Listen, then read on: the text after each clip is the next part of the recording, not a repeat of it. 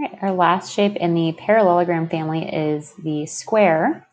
And a square is essentially a rectangle, rhombus, and then it also a parallelogram. So it's a rectangle because it has 4 right angles. It's just a more specific rectangle. Because in addition to the 4 right angles, it has 4 congruent sides, which makes it also a rhombus. It's basically like the 2 of those shapes put together. Okay. Now, since it has all of those properties, it's essentially has congruent diagonals, which means they're bisected. All 4 of these pieces are equal. We know that diagonals are perpendicular, so there's right angles in the middle here. Our angles at the corner are also bisected. All these angles here are equal. So essentially, in a square, all of the angles are either going to be 45 or 90 degrees.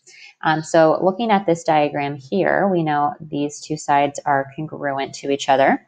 Okay. Once you solve for x, you're going to use your special right triangle properties to figure out the length of the hypotenuse. Remember these 2 sides, 45, here's 45, here's the 90.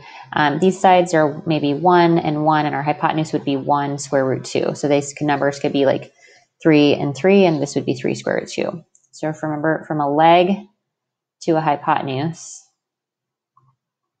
we multiply by a square root 2, or in reverse order, we divide by a square root of 2. Okay.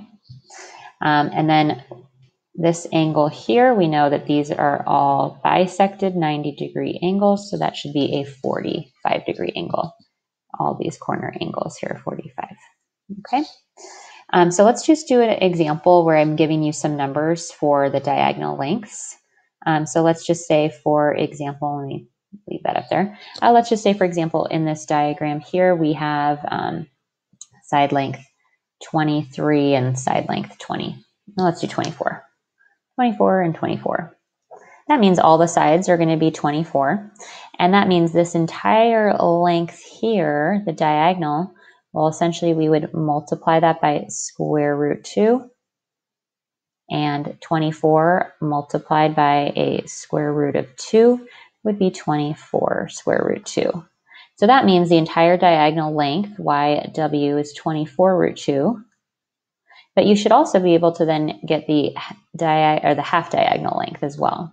So half of the 24, that would just be 12 square root of 2. Okay. We can try another example here. Maybe on this example, I'm going to give you the diagonal length. Let's say the entire diagonal length is, let's just say 16.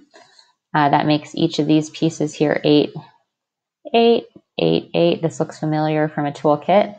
Okay, so what we essentially have is we have some little small 45, 45, 90 triangles.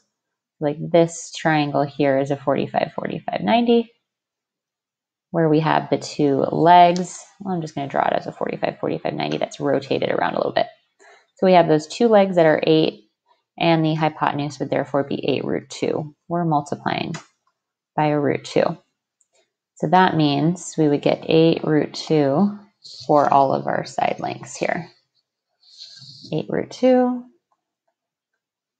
8 root 2, all of the side would be 8 root 2. Okay, and then if you wanted to look at it in terms of the entire diagonal length, well, we would have a 16 for that entire diagonal length.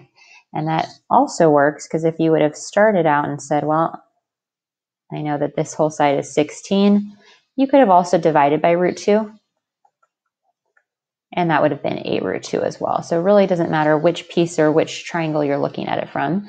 You should be able to find any other missing side length from that using your special right triangle properties.